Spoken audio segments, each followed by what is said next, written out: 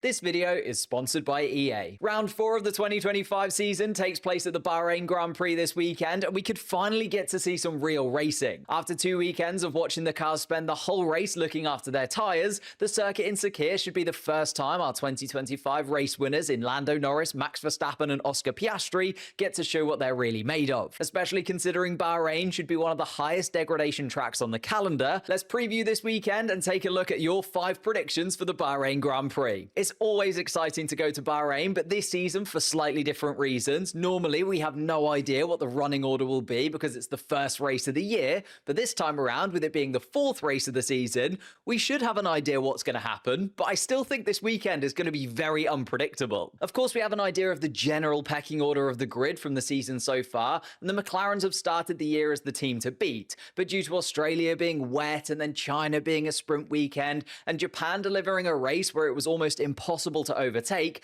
I still feel like we haven't been able to see the true race pace of the drivers in dry conditions where they aren't spending the whole race managing their tyres. So I have hope that Bahrain will be the first Grand Prix where we finally get to see some real wheel-to-wheel racing at the front end of the grid. It's delivered some incredible battles in the past where we got to see how close two cars can be, especially through that first sector where the DRS zones and the open corners mean that you can have two drivers almost constantly changing places corner after corner. The rest of the circuit is set up to put the drivers to the test in slightly different ways, with the second sector being very technical and likely where the qualifying order will be decided, before sector 3, which opens up once again so that the cars can launch down into turn 1 and hopefully go for some overtakes. The 57 laps of the track are usually pretty tough on tyres due to the abrasive surface, which unlike the last 2 tracks that we visited, hasn't been relaid recently, so should give us some proper tyre degradation, especially on the rear tyres, and finally give us the 2-stop race that we're hoping for, even though the C1, C2 and C3 are the hardest combination available for Pirelli to use during a Formula 1 weekend. Plus, due to the fact that pre-season testing took place in Bahrain this year,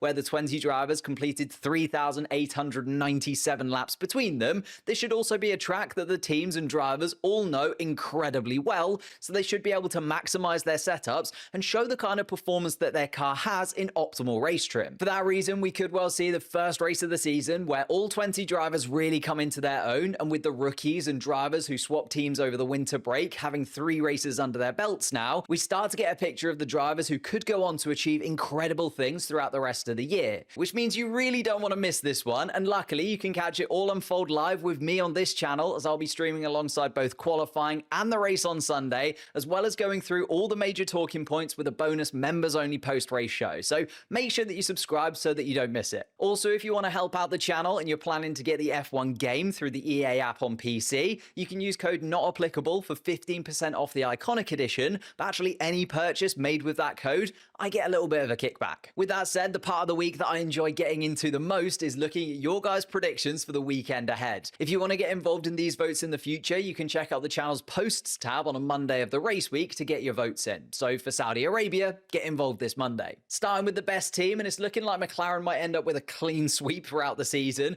Of course, we can't get too ahead of ourselves. Last year, it looked like Red Bull was set up to dominate the entire year up until the Miami upgrade from McLaren and the Monza upgrade from Ferrari put them in contention and actually meant that they both finished above Red Bull in the constructors. But it does feel like the McLaren team have that advantage this year, and not up until the Spanish Grand Prix, where the new wing regulations come into play and the other teams bring their upgrades, will we see the papaya cars possibly slip away from the top of this vote. I also find it quite interesting that this is starting to look like what maybe you could see the Constructors' Championship looking like if the teams follow a similar trajectory to what they've been on so far this year. Maybe Yuki Tsunoda can change Red Bull's fate, but surely Max can't keep the team in contention for a higher finish in the Constructors' Championship all by himself, especially when Kimi Antonelli has started the season, I think, above the level where we expected him to be, and Ferrari have arguably the strongest driver pair on the entire grid. However, before we talk about the drivers specifically, we also need to think about which teams are not going to have the best weekend in Bahrain, and you guys have voted for the Steak Sauber team to be the flop team of the Bahrain Grand Prix weekend. It does feel like they'll end up being the 10th fastest team on the grid once again this year, even with a huge upgrade in drivers between last season and this season, in my opinion. I mean, Nico Hülkenberg getting 6 points on the board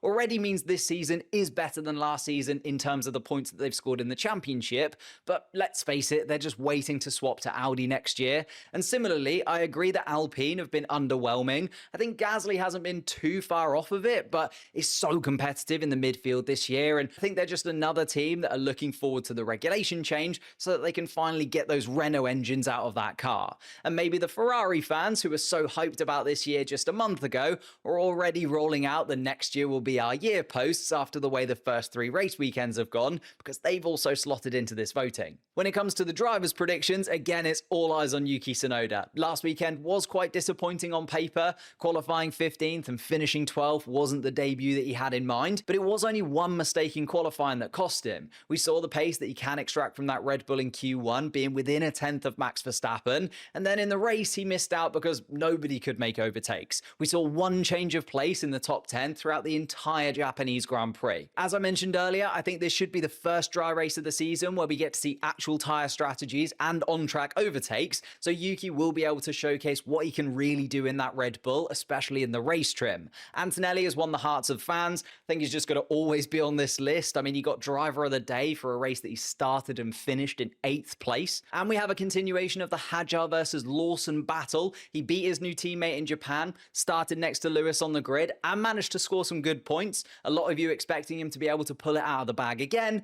And you know what? Who knows? Maybe Max has a French teammate by the time we get to the end of the year. There's less Red Bull representation on the list of drivers that you think will struggle this weekend. Yuki Tsunoda's managed to win a few of you guys around. And in fact, the voting for this was very mixed, which I think goes to show the quality of the grid that we have this year. After 3 races, there's still quite a bit of uncertainty as to which drivers are having the worst time in their respective teams. But after his big shunt last weekend, where he forgot to turn the DRS off in his Alpine, Jack Doohan is top of this list. Obviously, still the pressure around the possibility of Colapinto coming in. Looking at how the other rookies have been doing so far this year, he has had maybe the least exciting start to the year of the rookies, and probably the toughest in terms of the rookies so far, unless you count Liam Lawson as a rookie, because he's actually already lost his seat technically, even though he's still in F1 because of that swap. We mentioned Hadjar before in the drivers that we expect to have a good weekend.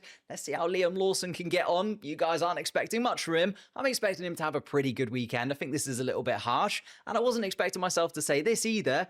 It feels harsh to have Lance Stroll in here. He's 10th in the championship, only Albon and Ocon from the midfield pack ahead of him in terms of the points, and he started the year quite well. Also interesting to see that the hope for Hamilton's season has completely changed even after that sprint race win in China, because I suppose being 30 points off Russell in the championship already, the swap to red hasn't really gone the way that he was probably hoping for. Finally, your race winner and podium predictions. In P4, we have Charles Leclerc, although 8% of the vote is not anywhere near the amount that the top 3 managed. Still good to see Charles Leclerc in this list. P3 is Max Verstappen, one last time out of course, but that Red Bull car is tricky to gauge, and will that car allow Max Verstappen to be in the mix? We'll have to wait and see. P2 is Lando Norris. This stunned me. Norris has been the predicted winner of all 3 races so far this season. However, sneaking into top spot is his teammate Oscar Piastri. Of course, had better pace in Japan, but overtaking wasn't an option. If he keeps that up and Bahrain allows for some wheel-to-wheel racing, maybe we do see a Hamilton-Rosberg style back and forth with the 2 McLaren cars finally going wheel-to-wheel. It's going to happen at some point this season,